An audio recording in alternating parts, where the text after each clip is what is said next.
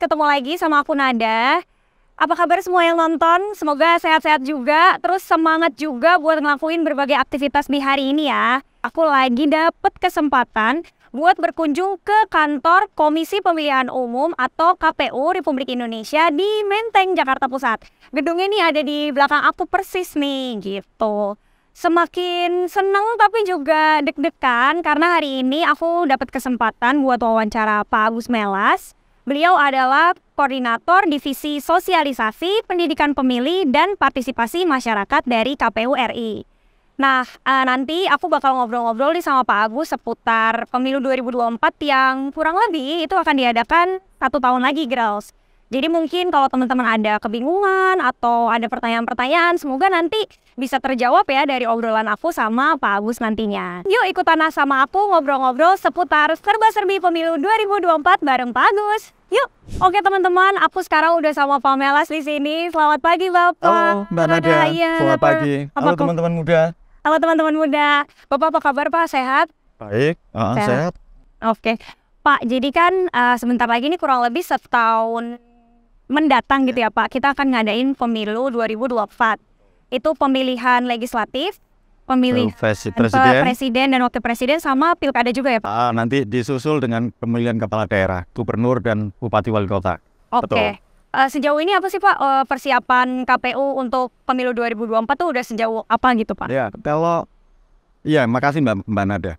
Kalau KPU sendiri sudah menyiapkan banyak hal. Jadi misalnya kami sudah meluncurkan tahapan pelaksanaan pemilu pada 14 Juni tahun 2022 lalu. Dan kemudian sekarang tahapan-tahapan juga sudah berjalan. Akhir tahun Desember kemarin kita juga sudah tetapkan partai politik peserta pemilu. Sekarang ada proses pencalonan untuk perseorangan calon Dewan Perwakilan Daerah ya, DPD. Nah, kita juga nanti pada berikutnya juga tahapan-tahapan yang lain. Misalnya sekarang penataan daerah pemilihan, misalnya itu juga sedang kami persiapkan nih. Nanti sampai pada saatnya kampanye, kemudian pasangan calon, daftar calon tetap, segala macam itu juga sedang kita siapkan semua. Berarti udah masuk dalam tahap persiapan nih ya teman-teman. Berarti mulai Februari mulai sibuk-sibuk berarti ya Pak? Mulai sibuk lagi ya? Iya. Mulai Januari juga sudah mulai sibuk karena teman-teman kita yang di tingkat provinsi, kabupaten, kota saat ini sedang mempersiapkan untuk verifikasi faktual dukungan keanggotaan calon perseorangan DPD misalnya. Nah kemudian yang di kabupaten kota melalui provinsi juga usulan daerah pemilihan kita juga sedang susun, sedang dimatangkan. Nanti tanggal 9 Februari kami akan melakukan penetapan untuk daerah pemilihan. Ya mulai DPR RI, DPRD provinsi, DPRD kabupaten kota, karena sebagaimana putusan MK yang baru keluar. Oh, oke Pak. Terus isu-isu tentang kecurangan kan kayak nggak bisa lepas ya Pak. Maksudnya kayak ada aja gitu isu-isu kecurangan yang muncul gitu. Nah, apakah ada solusi atau misalnya ada cara-cara nih Pak dari KPU untuk mencegah kecurangan yang kayaknya kita sering dengar banget kan dari tahun-tahun sebelumnya tuh ada aja gitu Pak kecurangan. Ya. Gimana Pak? Di setiap pemilu ya itu selalu kita hadapi. Apakah itu yang dari pembicaraan diskusi-diskusi ataupun yang dari pemberitaan media. Nah, kalau KPU sendiri kan posisinya memang sebagai regulator tentu kita menyusun misalnya aturan yang clear, yang tegas tentang hal itu. Nanti soal masalah potensi kecurangan segala macam, memang ini bagian yang harus kita mitigasi. Tentu KPU bertanggung jawab untuk melakukan penyebarluasan informasi kepada masyarakat, kepada peserta pemilu. Bagaimana sih sebenarnya berpemilu yang tepat? Tidak curang. Nah tentu nanti kalaupun ada dugaan misalnya pelanggaran segala macam itu ada mekanismenya. Nanti ada badan pengawas pemilu pengawas pemilu nanti melakukan pengawasan penanganan pelanggaran gitu ya. Termasuk kalau misalnya di aparat penyelenggara itu nanti ada Dewan Kehormatan Penyelenggara Pemilu atau DKPP. Jadi KPU sebagai pelaksana sebenarnya. Nah sedangkan pekerjaan kami tentu diawasi oleh lembaga pengawas.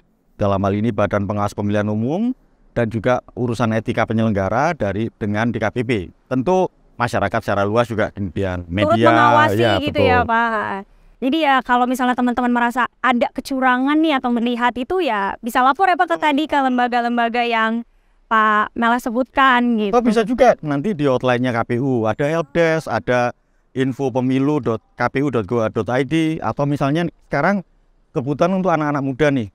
untuk memeriksa apakah dirinya terdaftar dalam iya, betul, Pak. daftar pemilih tetap misalnya. Itu ada cek dptonline.kpu.go.id. Nah, kalau misalnya sudah meriksa, memasukkan NIK gitu ya, nomor induk kependudukan gitu, itu nanti akan ketahuan terdaftar atau tidak, kemudian terdaftarnya di TPS mana. Oh, oke. Nah, kalau belum, itu bisa langsung ada formulir pelaporan gitu ya, di situ. Nah, kalaupun itu juga nggak harus khawatir, karena nanti akan ada proses pemutakhiran daftar pemilih. Ada proses Pantarli yang akan bekerja di lapangan, yang sekarang ini juga proses pembentukannya juga sedang berjalan di situ.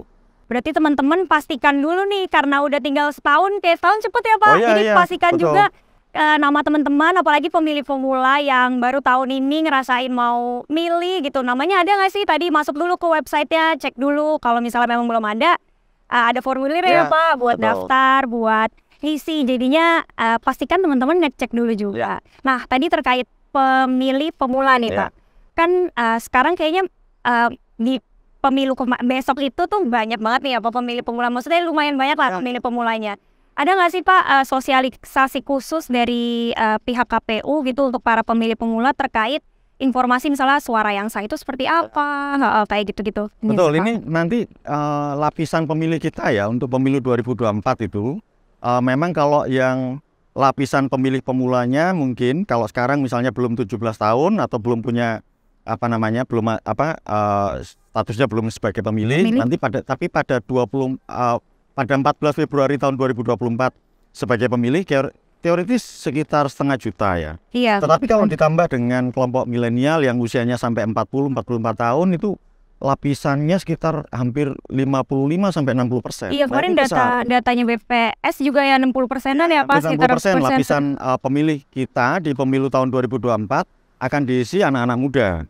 Nah, tentu KPU punya tanggung jawab untuk kemudian penyebarluasan informasi tentang tadi misalnya apakah sudah terdaftar sebagai pemilih atau tidak, kemudian berapa sih jumlah partai yang ditetapkan menjadi peserta pemilu, kemudian mungkin visi misi. Nah, termasuk nanti informasi-informasi tentang tata cara, bagaimana memilih yang tepat, mana suara sah, mana suara tidak sah.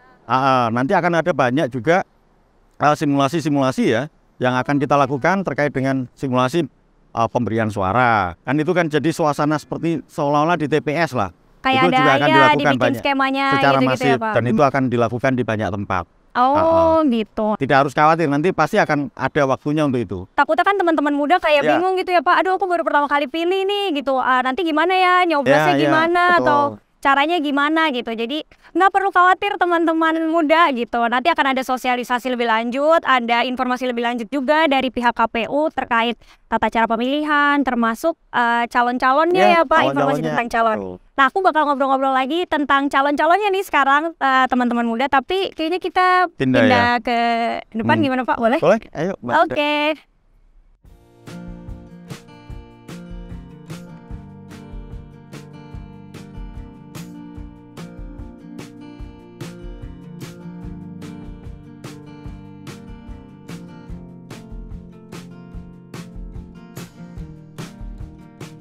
Oke teman-teman, tadi kan aku masih ngobrol-ngobrol seputar calon-calon pemilih gitu ya Pak. Nah, KPU menyiapkan nggak sih Pak kayak ada laman khusus atau website khusus terkait nama-nama tuh Pak daftar calon wakil presiden ataupun anggota legislatif gitu? Oh iya, itu juga bagian dari kewajiban KPU ya untuk melakukan penyebarluasan informasi. Misalnya kita akan bicara tentang berapa sih partai politik yang ditetapkan menjadi peserta pemilu.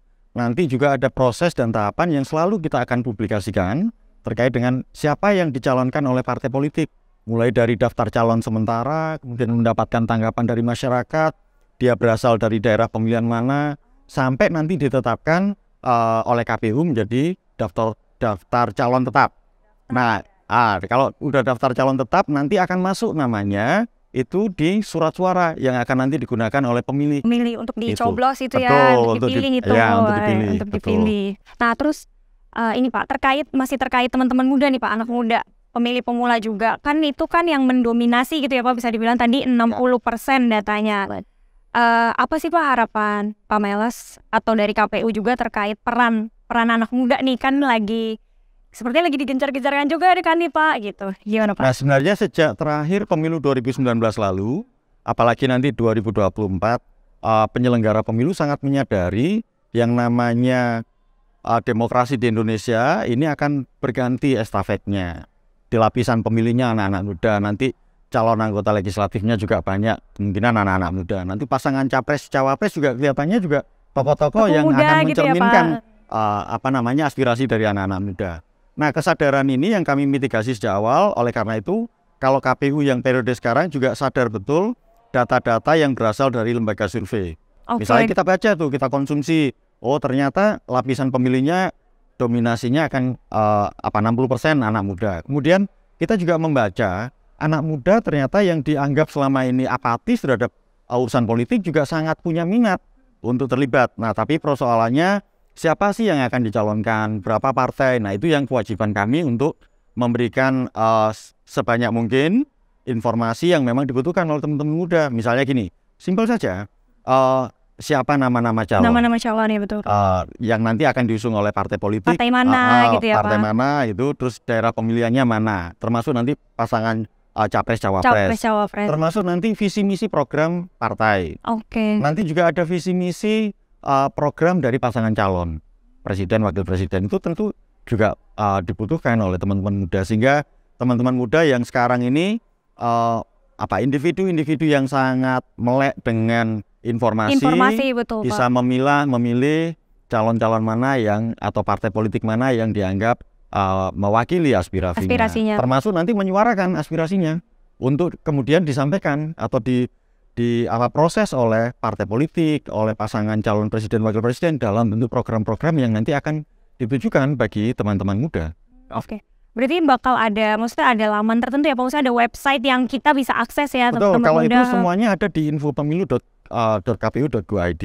Tentu nanti akan ada juga misalnya kebutuhan-kebutuhan, misalnya nanti ada aplikasi tertentu ya, web atau ya, apa itu akan juga ada gitu. Jadi kalau misalnya masih sekarang kok belum ada ya informasinya atau apa, nah mulai cari-cari itu juga, baca-baca juga.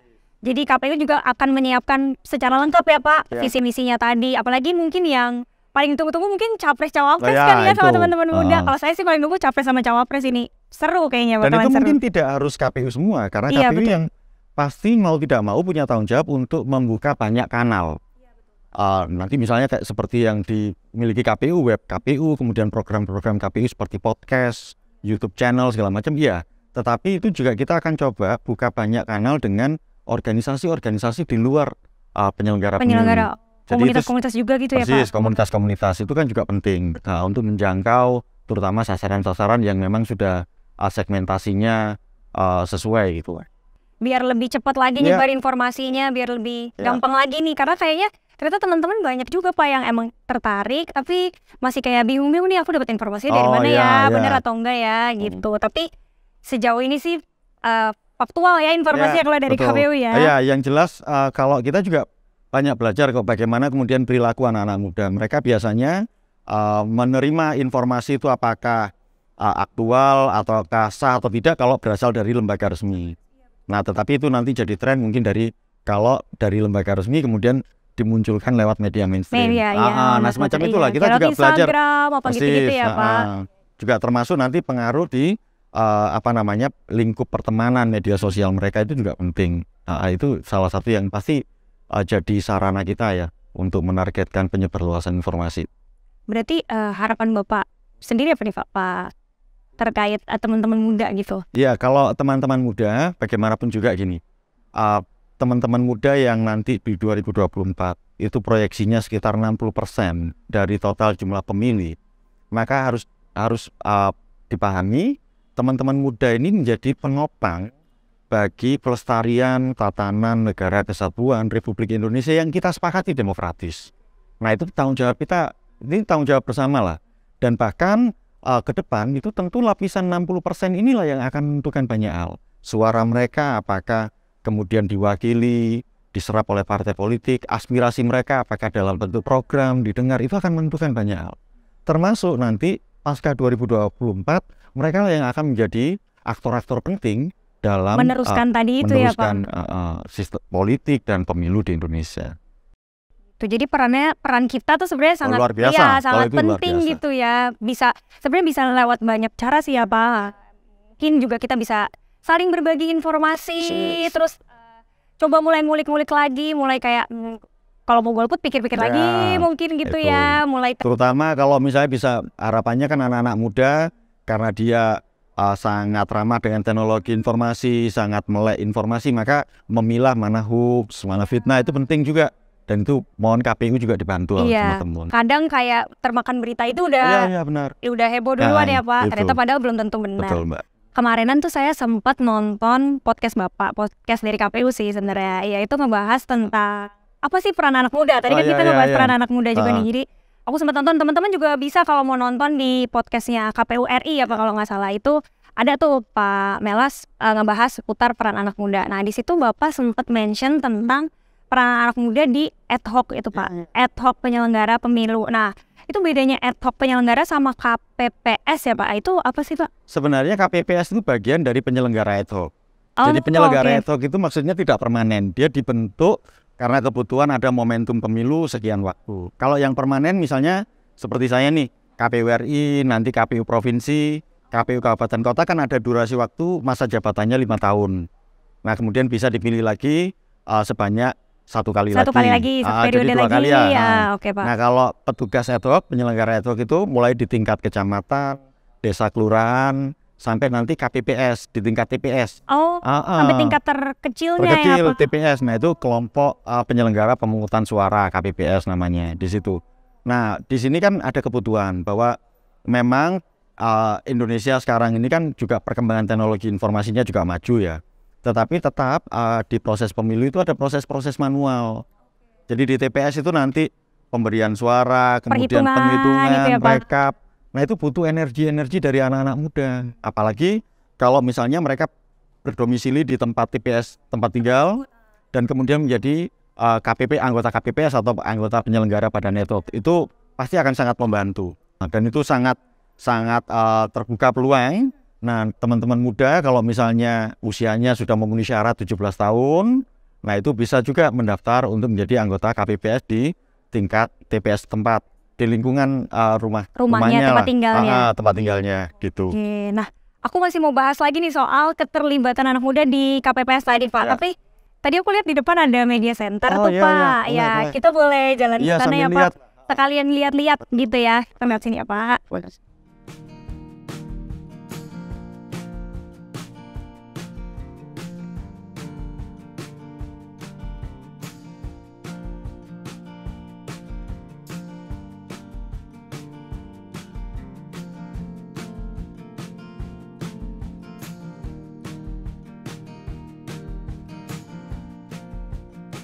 Silakan Pak. Harusnya mempersilahkan. Oh iya betul, kan ini wilayahnya Bapak ya Pak. Ini apa nih Pak, boleh jelasin sedikit tuh Pak sama teman-teman? Ini ruang media centernya Komisi Pemilihan Umum Republik Indonesia. Jadi di sini tempat kami kalau misalnya diskusi dengan media atau teman-teman jurnalis, biasanya di sebelah ini itu bekerja, mereka dapat akses wifi, dan kemudian kalau kita memberikan pernyataan-pernyataan resmi, salah satu tempat itu di sini untuk diskusi juga media. Biasanya tiap hari bakal ada media? Setiap hari ada itu. Setiap hari ada ya? Betul. Setiap hari ada di sini gitu. Tadi lanjut nih Pak yang tentang ikut serta tadi ad hoc dan KPPS itu ya Pak tadi. Yang anak-anak muda ya. Iya anak-anak muda. Saya jujur saya baru tahu kalau misalnya bisa terlibat gitu Pak, maksudnya bisa mengajukan diri gitu ya Pak. Itu gimana sih Pak skemanya? Jadi sebenarnya nanti KPU pada waktunya akan mengumumkan, misalnya kalau seperti sekarang itu kan proses pembentukan badan ad hoc yang tingkat kecamatan sudah dilakukan dan sudah dibentuk.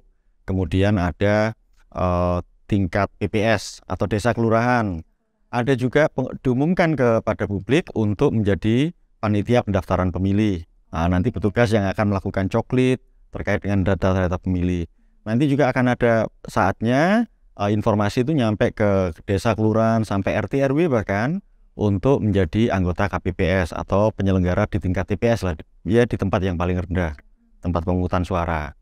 Nah itu sangat terbuka buat masyarakat, baik anak-anak muda ataupun warga setempat, karena memang biasanya KPPS itu nanti bertugas di TPS itu yang kita harapkan tentu orang yang memang tinggalnya di wilayah sekitar. Di area jadi situ, mengetahui gitu itu. Jadi misalnya kalau satu TPS itu ada proyeksinya 300 pemilih. Nah itu kan rata-rata kalau sudah satu daerah kan juga kenal, oh ini Akrab gitu ya nggak ya Pak? akrab di Tahu situ. jadinya. Nah di situ kita juga harapkan ke depan untuk KPPS ya, yang badan ad hoc di tingkat TPS itu melibatkan kombinasi antara warga negara yang sudah punya pengalaman dengan yang anak-anak muda, karena memang ada kebutuhan-kebutuhan yang mungkin berbeda di sana. Nah itu sangat terbuka itu. Jadi senior sama yang baru-baru Ya, nih ya Pak, untuk kolaborasi jadinya gitu ya Pak. alih pengetahuan lah, pengalaman betul. itu ke anak-anak muda. Kasih tahu juga ya tugasnya, misalnya perhitungannya gimana iya, atau apa betul. gitu-gitu ya Pak. Jadi Nanti misalnya dari 7 orang anggota KPPS, misalnya KPPS 1 tugasnya apa, itu nanti akan ada petunjuk teknis. KPPS 2 tugasnya apa, KPPS 3 tugasnya apa, KPPS 4, 5 tugasnya apa. Itu juga ada semua. Nah, itu nanti diatur dalam petunjuk teknis, termasuk mereka diberikan bimbingan teknis. oh Di gitu, situ. ada penjelasannya dulu Persis. gitu ya.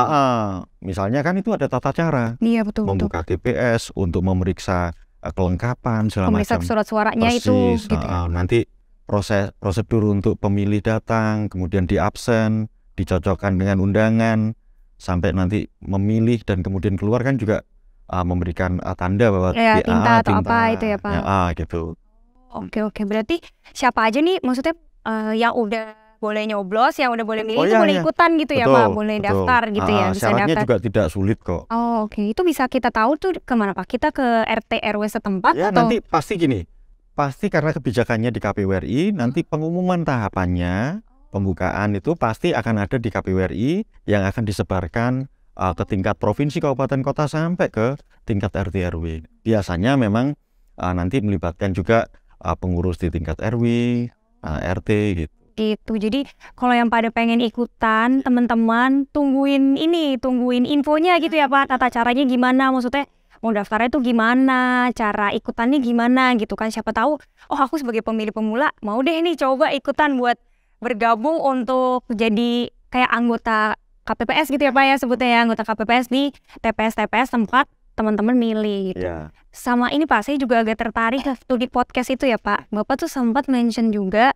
mungkin nggak ya kalau misalnya mereka itu dikasih kayak, ini dalam tanda kutip ya Pak, dalam tanda kutip honorarium, tapi bukan uang. Bapak sempat mention kayak, mungkin ada sertifikat keterlibatan anak muda gitu-gitu. Itu gimana? Nah gini, kan pemilu itu harus dipahami sebagai event nasional. Itu hajatannya bangsa negara kita. Maka gini, bahwa benar biaya pemilu itu salah satunya untuk honor petugas-petugas penyelenggara, mulai yang di tingkat pusat sampai yang penyelenggara itu. Tapi bagi saya, ini untuk anak-anak muda, mungkin urusan honor itu mungkin nggak terlalu penting lah. Oh ya, bukan berarti tidak penting ya, tetapi mungkin bukan itu orientasi utama. Tapi bisa tidak, karena teman-teman muda ini nanti yang terlibat dalam penyelenggara pemilu di tingkat ad hoc, itu diberikan semacam sertifikat yang akan jadi portofolio mereka. Misalnya harapannya nanti dunia pekerjaan, apakah di sektor negara ataupun swasta, itu memperhatikan Keterlibatannya itu tadi gitu ya Pak. Apakah untuk membuka lowongan pekerjaan tidak harus dapat prioritas ya, tetapi itu jadi konduite tersendiri. Oh, jadi pertimbangan gitu ya Pak. Seperti pertimbangkan. Oh, anak ini sudah secara sukarela mendharmabaktikan waktu konsentrasi untuk menopang tatanan negara kesatuan Republik Indonesia yang demokratis melalui penyelenggaraan pemilu sebagai penyelenggara. Dan itu kita butuh itu untuk 2024 itu sampai nanti jajaran penyelenggara terutama di tingkat ad hoc itu sekitar 7,2 juta personel. Besar. Banyak ya Pak, jadi kebutuhannya kalau banyak jumlah ya berarti TPS Pak. kita itu 2019 lalu kan 800.000. 800.000 loh ya teman-teman. Sekarang mungkin turun. Nah kalau misalnya anggaplah tetap sama 800.000 dikali 7 orang misalnya, kan kita butuh manpower yang luar biasa di situ. Nah kita bisa bayangkan kalau kemudian di setiap TPS itu kombinasi antara anak-anak muda juga ada di sana. Itu selain transfer teknologi, transfer pengetahuan dari senior atau yang berpengalaman kepada yang baru, termasuk menyiapkan anak-anak muda itu untuk memimpin ke depan di tingkat daerahnya setempat. Tuh, jadi ngerasain terjun langsung gitu ya Pak, keterlibatan di, namanya juga kita sebutnya pesta demokrasi ya teman-teman. Nah, lanjut lagi nih Pak, ke pesta demokrasi itu kan juga ke teman-teman, bukan teman-teman sih, maksudnya warga negara Indonesia ada di luar negeri juga nih Pak. Itu gimana sih Pak? Mereka sistem milihnya atau cara pendaftarannya apakah sama kayak kita lewat website dan segala macam, itu boleh dijelaskan? Ya, sebenarnya gini, secara prinsip kan website yang di KPU juga menyediakan informasi untuk mereka terdaftar. Tetapi memang khusus untuk nanti pemilih dalam negeri, kita data penduduknya dari Kementerian Dalam Negeri yang nanti kita proses, kita mutakhirkan. Kalau yang untuk pemilih di luar negeri, itu kita dapat dari Kementerian Luar Negeri. Nah, saat ini sekitar ada data penduduk potensial pemilih pemilu yang luar negeri itu sekitar mungkin 1,8 juta kalau tidak salah. 1,8 juta yang nanti akan dilakukan pemutakhiran oleh petugas kami Badan Ad Hoc yang ada di luar negeri. Yang sekarang ini sedang prosesnya berjalan juga seleksinya. Sama kayak di sini juga. Persis, gitu ya Pak. Panitia pemilihan luar negeri PPLN yang akan prosesnya kan melibatkan kantor-kantor perwakilan kita di luar negeri. Nanti diajukan ke KPU, kami akan tetapkan, mereka akan kemudian melakukan tugas-tugasnya. Di kedutaan itu tadi ya Pak? Betul, kantor perwakilan, kedutaan, atau nanti untuk memilih bisa, saya juga punya pengalaman dulu menggunakan pos. Jadi kalau tidak salah, yang pasti kita sebagai pemilih lapor kan, ketika di luar negeri, saya tinggal di daerah ini, durasi waktu saya sekian, maka setelah itu dapat informasi dari waktu itu konsulat jenderal ya di Frankfurt. Nah itu kemudian dikirimin via pos. Gitu, Pak. Nah kemudian itu yang kemudian surat suaranya kita isi, kita pilih pasangan calon presiden wakil presiden, kemudian kita kirim ke alamat pos yang disediakan. Oh, berarti milihnya tuh di rumah gitu Pak? Bisa begitu. Atau kirim posnya gitu ya tinggal. Ada alternatif kan nanti selain via pos, atau ada juga yang langsung ke kantor-kantor perwakilan, karena biasanya di sana disediakan TPS langsung. Oh, bisa milih langsung ya, atau kan ada panitia pemilihan luar negeri kan, termasuk nanti KPPS LN, jadi kelompok penyelenggara pemungutan suara luar negeri. Nah itu yang biasanya ada di kantor-kantor perwakilan kita. Oke, kalau termasuk pemilih-pemilih yang pemula misalnya mahasiswa nih Pak yang lagi belajar, itu tinggal berarti ke kantor perwakilan aja gitu ya, ke kedutaan atau apa gitu. Makanya ini teman-teman muda, dan saya yakin lah mereka kan juga sangat tertib ya administrasi, bagaimanapun juga untuk terdaftar sebagai pemilih itu yang terutama di luar negeri tentu harus lapor terdata di kantor perwakilan kita, apakah kedutaan, kantor perwakilan atau apapun istilah sebutannya, sehingga itu terdata dengan baik. Oh ini pemilih nih. Ini gitu. Calon pemilihnya nih. Calon pemilih. Gitu ya nanti pada saat proses pemutakhiran daftar pemilih luar negeri itu juga akan dilakukan pencocokan dan penelitian. Ya.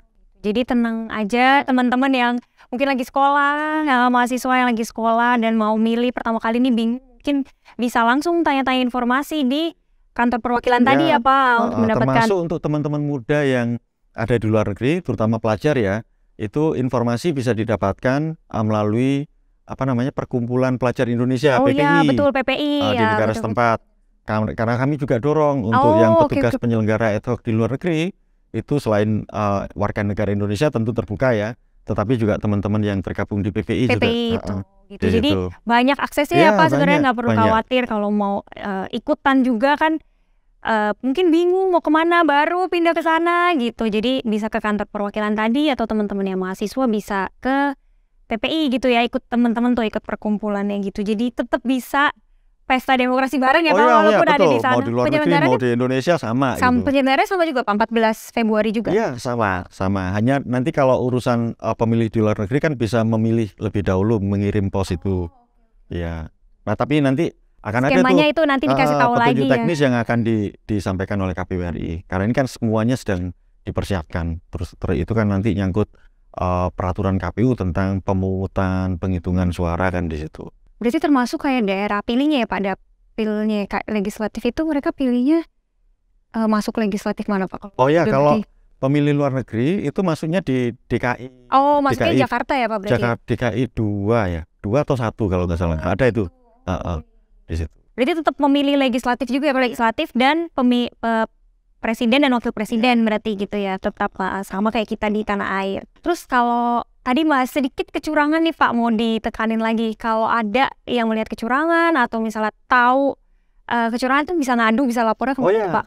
Bisa langsung lapor ke Badan Pengawas Pemilihan Umum. bisa saja ke KPU, tetapi memang mandat undang-undang yang diberikan kewenangan untuk melakukan pengawasan terhadap berjalannya pemilu secara jurdil, kemudian bagaimana prosedur itu dijalankan, itu ada di Badan Pengawas Pemilihan Umum. Gitu, jadi bisa dilaporkan aja ke Betul. Badan Pengawas Pemilu ya Betul. teman-teman gitu. Penutup nih Pak, pesan-pesan buat teman-teman muda yang akan milih pertama dan akan milih juga teman-teman yang udah mungkin milih kedua kalinya atau ketiga kalinya. Silakan Pak. Ya, teman-teman muda, bagaimanapun juga masa depan kita ada di lapisan teman-teman muda. Bagaimanapun juga tidak ada yang punya beban, tidak ada yang punya tanggung jawab, kecuali memang kita yang akan menanggungnya.